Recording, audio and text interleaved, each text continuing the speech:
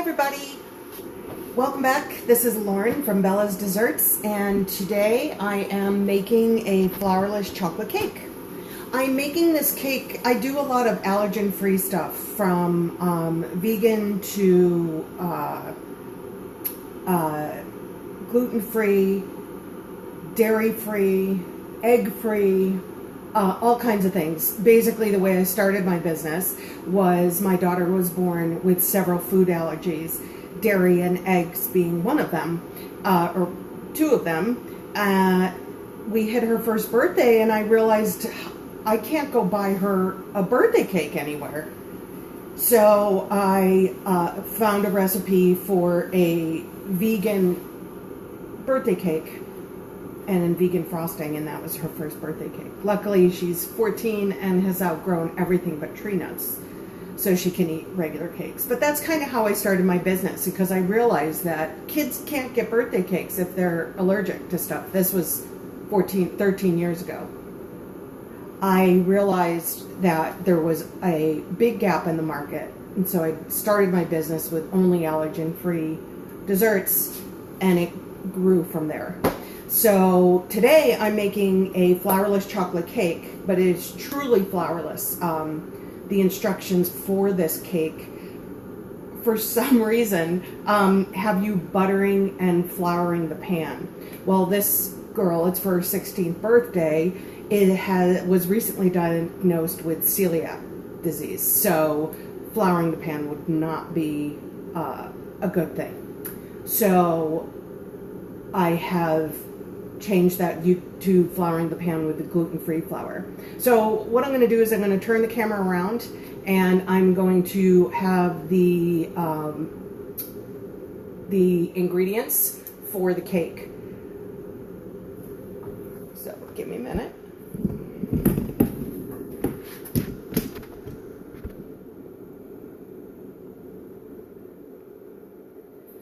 Don't know if you can see that or not. Hold it up. Okay, so this makes a 9-inch cake, and I'm making it in a springform pan. And the ingredients are 6 ounces of unsalted butter, 12 ounces of bittersweet chocolate. I'm actually using a 71% Belgian chocolate. 1 ounce of unsweetened chocolate, 1 tablespoon of vanilla, 8 large eggs separated, 1/8 teaspoon salt, 4.5 ounces of packed brown sugar. So what you want to do with your chocolates is you want to chop them up, and you put the chocolate and the butter into a bowl, and then I like to do this part over a pot of boiling water as opposed to the microwave. I just find it's easier. I also prefer to melt everything in metal as opposed to glass, because glass gets really, really hot. So that's what you're looking for, is you take your 2 chocolates, your bittersweet and your unsweetened, and your butter, and you melt them all together till they're smooth. Okay? And you just put it aside for about 5 minutes or so. So while that's happening, you're going to take your, once it's cooled a little bit, we're going to add some stuff. But in the meantime, I am going to whip my egg whites. So as I mentioned in the beginning, you separate your eggs. So I separate the whites and put them right into my mixer bowl. Again, make sure your whisk and your mixer bowl are completely clean and grease-free. In my case, because this is a completely gluten-free cake due to celiac disease, I have run everything through the dishwasher so it's sanitized. So what I'm going to do is I have 8 egg whites and 1/8 teaspoon of salt in my mixer bowl. I'm going to start whipping that until it's frothy, which you should always do before you add anything. Then I'm going to add my brown sugar, and this is a little trick for brown sugar. I store my brown sugar in a covered Tupperware with rice on the bottom. And what the rice does is it soaks up the moisture so that your brown sugar doesn't get hard.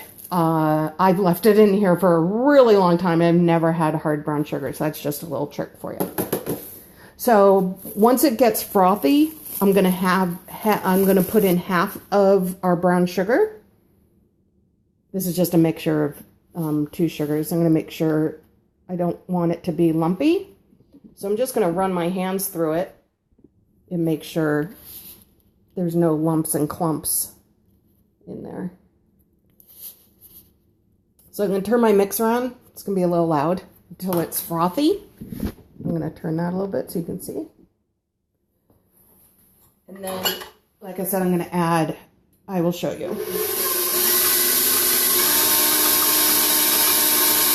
I just have it on medium-high speed at this point. We don't want it too high yet. We want to make this process slow right now.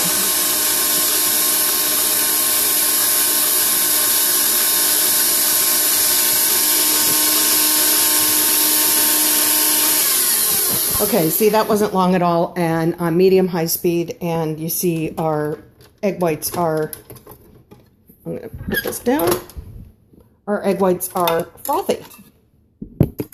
Oops. Sorry about that. So we have frothy egg whites, okay? Now it's at the stage where I can start adding my sugar. What the frothing does is it basically starts breaking up the proteins, so it will accept the sugar a lot better. And I'm having a big problem keeping this. All right, so I'm going to put it back on to medium-high, and I'm going to add half of my brown sugar.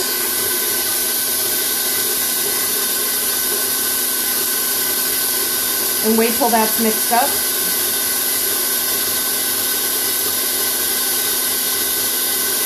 The brown sugar gives this cake a really moist, more interesting flavor than just using white sugar. It makes this a very unique flourless chocolate cake, I think, having the brown sugar component.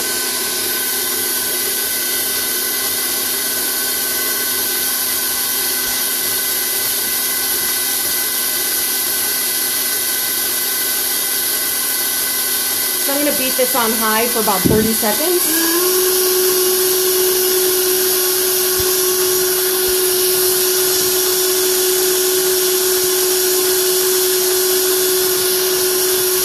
And then I'm going to add the rest of the brown sugar and beat it until soft peaks form. So this is our meringue that is going to be used. What its function is because it's a flourless chocolate cake and it has no other leavening agents, the meringue is what is going to help it rise and keep its structure, but also keep it really light.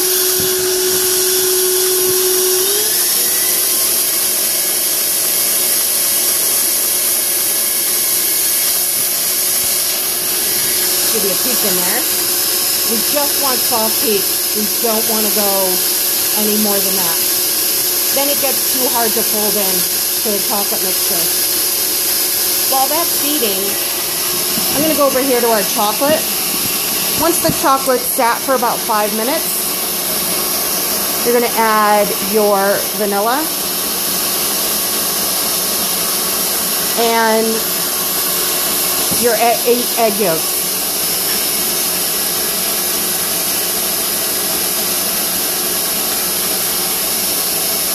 And I'm going to use my whisk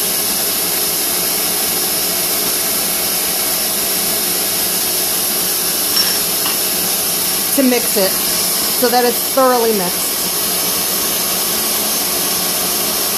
And obviously the reason why you want to let it cool a little bit is so the eggs don't scramble when you put them in. Just want to mix that thoroughly. Starts looking a little not as smooth anymore, and that's fine.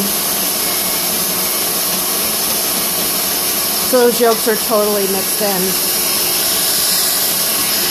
And subsequently, our meringue is now at the soft peak stage. So soft peak stage means when you look in the bowl,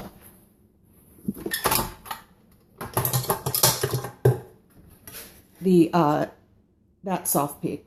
Stiff peak would hold out further, but that's a perfect soft peak stage. All right.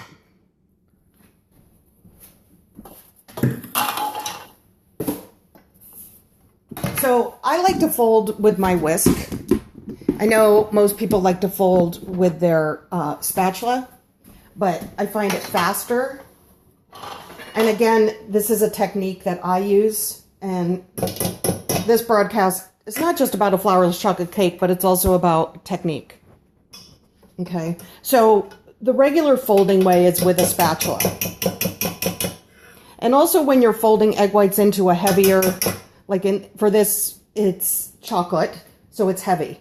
For other batters that require egg whites to be folded in, you want to lighten this part up so that you can fold in the egg whites easier. So I'm going to add about a third of the egg whites, and I'm just going to mix it just to loosen it up. I'm not being real careful here because I'm trying to loosen up my mixture.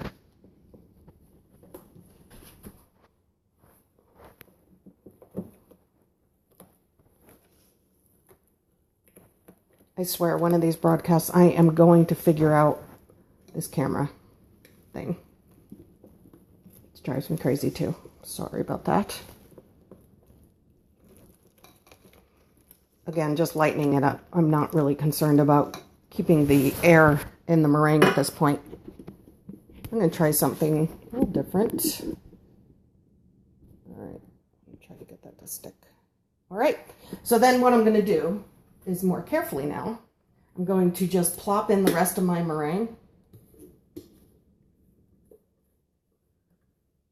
Well, every last bit, because that's our leavening agent for this flourless chocolate cake, since there's no other leaveners in it.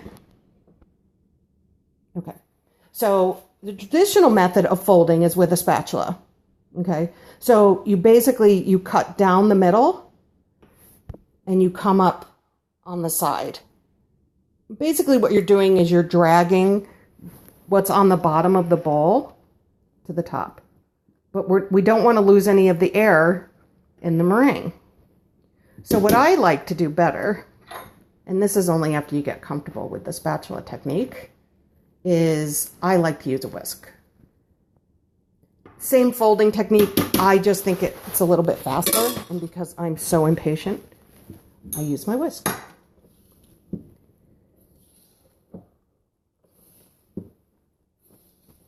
Use the same motion, but it happens a lot faster. And you want to do this until there are no white streaks. You want it to be fully incorporated. Again, because there is no leavener in this flourless chocolate cake. So you need everything to be mixed so that the egg whites can make everything rise beautifully. So you have this gorgeous, it's almost like a chocolate mousse cake. Ugh, this camera, I'm so sorry. Anyway, so I don't want to incorporate any air, which is why I'm going so slow. With the spatula, it takes about twice the amount of time. So you could see my streaks are almost gone. So I'm done. Easy as that. That's a folding technique. See, if you whipped this and took the air out of this mixture, it would be about half this bowl. So I know that this is going to be perfectly risen when I'm done. So what I've done is I have a 9-inch springform pan, and I buttered it. And because this is for a girl with celiac disease, I floured it with gluten-free flour. Hi, Sam. Thanks for joining. Oh. Anyway, I've also wrapped the pan in foil. So, because I'm going to be baking this in a water bath. So what the foil does, most of the time this doesn't work for me, sometimes it does. What the foil does is prevents water from getting into the cake, okay? Then for the water bath, I just like to use a bigger cake pan instead of a roasting pan because it's lower than a roasting pan so that the cake pan sticks out. So what I'm going to do is I'm going to put my cake pan into this is a 9-inch, this is a 12-inch, okay? And then I'm just going to take my spatula and carefully, because I don't want to lose any air, I'm going to put the batter into the spring form.